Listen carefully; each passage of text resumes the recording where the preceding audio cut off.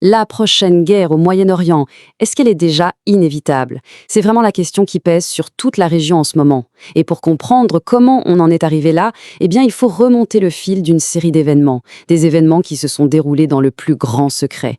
Et si le point de départ de toute cette escalade, ce n'était pas une bombe, pas une attaque, mais juste une rencontre, un simple échange, très discret, loin des caméras, mais avec des conséquences qui, elles, pourraient être absolument cataclysmiques. Allez, on y va. On est fin 2025, à Mar-a-Lago. Donald Trump reçoit Benjamin Netanyahou. C'est une réunion privée, à huis clos. Pas de micros, pas de photos, rien.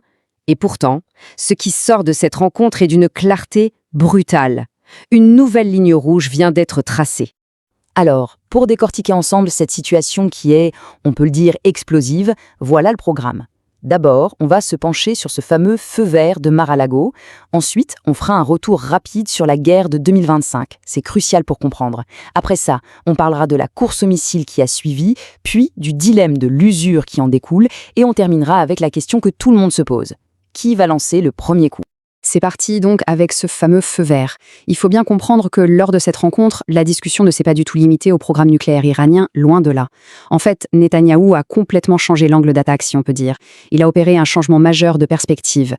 La menace, d'un coup, a été redéfinie. Pour Netanyahou, le danger numéro 1, le plus immédiat, ce n'est plus l'uranium enrichi. Non, c'est l'arsenal de missiles balistiques de l'Iran. Et pourquoi ça ? Eh bien parce que ces missiles, ils n'ont pas besoin de supériorité aérienne. Ils peuvent saturer n'importe quelle défense. Du coup, la nouvelle stratégie proposée est radicale. On ne vise plus seulement les sites de lancement, non, on va frapper au cœur même de la chaîne de production. L'idée, c'est de les empêcher de fabriquer.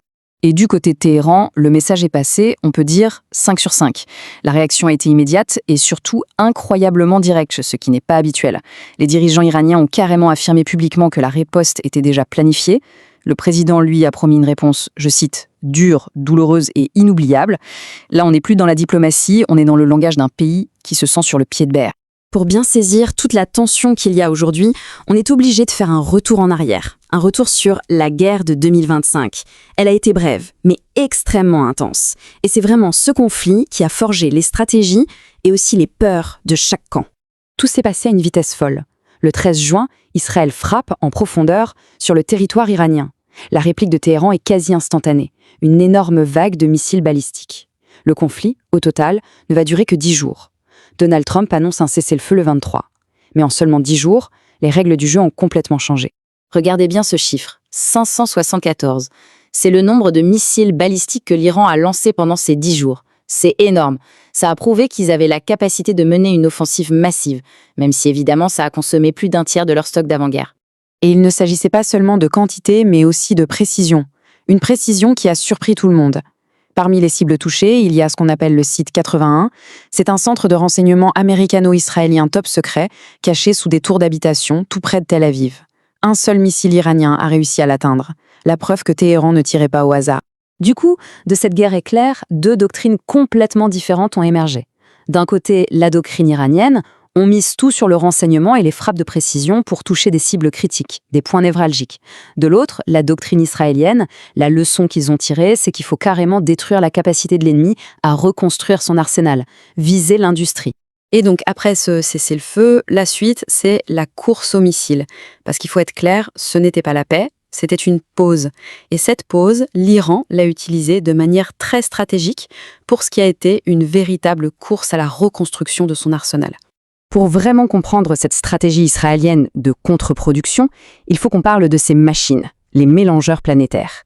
Le nom a l'air un peu technique, mais c'est la clé de tout. Ce sont des machines très rares, très spécialisées, et surtout essentielles pour produire le carburant solide des missiles. Sans ça, pas de missiles. La production s'arrête. C'était donc la cible prioritaire d'Israël. Et pourtant, la reconstruction iranienne a été spectaculaire. Le programme de missiles a été déclaré urgence nationale.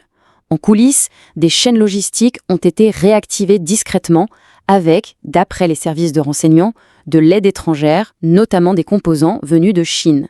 Résultat, aujourd'hui, Téhéran affirme que ses capacités sont même supérieures à ce qu'elles étaient avant la guerre. Et leur nouvelle ambition, elle donne le vertige, se constituer un stock suffisant pour pouvoir lancer 2000 missiles en une seule et même vague. Alors, est-ce que c'est réaliste? À court terme, probablement pas. Mais peu importe, la logique derrière tout ça n'est pas économique, elle est purement stratégique, c'est la dissuasion. Et c'est ça qui nous amène au cœur du problème stratégique pour Israël, le dilemme de l'usure. Parce que le vrai cauchemar pour l'état-major israélien, ce n'est pas une frappe unique, aussi dévastatrice soit-elle. Non, le vrai cauchemar, c'est une guerre longue, une guerre d'usure. En fait, tout le dilemme peut se résumer à un calcul économique très simple. Un missile offensif iranien coûte, disons, peu. Un missile intercepteur israélien, lui, coûte une fortune. Dans une guerre qui s'éternise, le calcul est vite fait. Et il est terriblement défavorable à celui qui se défend. Intercepter des centaines ou des milliers de missiles, ça représente des coûts absolument astronomiques. Et au-delà de l'argent, il y a la question des stocks. Et là, on touche au point le plus critique. Plusieurs estimations s'accordent à dire qu'Israël ne pourrait soutenir une défense antimissile à très haute intensité que pendant 10 à 12 jours. C'est tout. Après ça, les stocks d'intercepteurs seraient épuisés. Et sa survie dépendrait alors entièrement d'un ravitaillement constant par les États-Unis. Et avec ça en tête, on comprend beaucoup mieux pourquoi ce cessez-le-feu de 2025 a arrangé tout le monde en fait. D'un côté, Israël était en train d'épuiser ses munitions qui coûtent très cher. De l'autre, l'Iran avait subi de gros dégâts industriels. Clairement, les deux camps avaient besoin de reprendre leur souffle. Ce qui nous amène donc à la situation actuelle. Et le point essentiel à retenir, c'est que le conflit n'est pas terminé. Pas du tout. Il est juste en pause. Et en ce moment même, la tension est en train de remonter en flèche.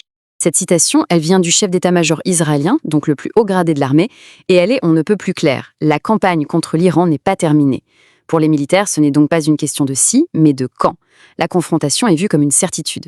Et il y a d'autres éléments qui rendent cet échiquier complètement instable. D'abord, le programme nucléaire iranien, lui, est toujours là. La grande majorité de l'uranium enrichi n'a pas été touchée par les frappes. Ensuite, il y a un précédent qui a tout changé. L'intervention américaine au Venezuela. À Téhéran, le calcul est simple. Si Washington l'a fait à Caracas, pourquoi pas chez nous? La paranoïa est à son comble. Finalement, toute la situation ressemble un peu à un combat de boxe entre deux poids lourds. Dans un coin du ring, on a Israël. Une technologie supérieure, des ressources financières immenses et des alliés très puissants. Et dans l'autre coin, l'Iran. Un boxeur qui a une endurance et une capacité d'adaptation incroyable. Il peut encaisser des coups très durs, mais il peut aussi placer des contre-attaques absolument dévastatrices. Pour l'instant, aucun des deux n'a réussi à mettre l'autre KO. Mais la pause entre les rondes est terminée. Tout le monde retient son souffle en se demandant qui va lancer le premier coup. Et la seule quasi-certitude, c'est que ce prochain round, il pourrait arriver bien plus vite qu'on ne le pense.